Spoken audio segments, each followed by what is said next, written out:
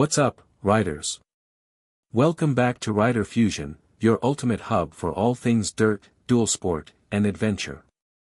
Today, we're diving into a legend reborn, the 2025 Suzuki DRZ-400. Is this the ultimate dual sport machine for 2025? Let's find out. A classic that never dies. The DRZ-400 has been a staple in the dual sport world for over 2 decades.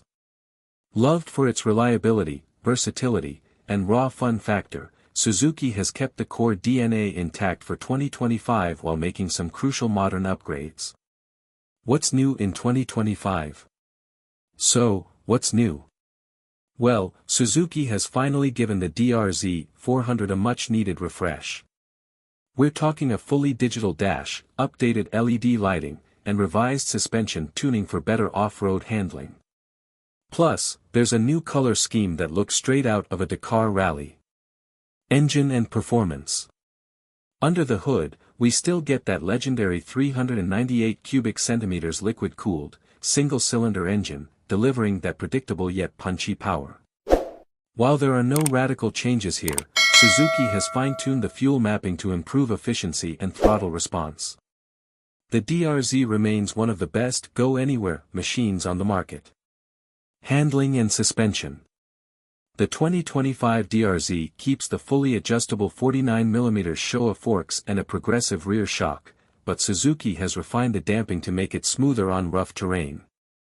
Whether you're hitting fire roads or technical single track, this bike remains predictable, stable, and confidence-inspiring.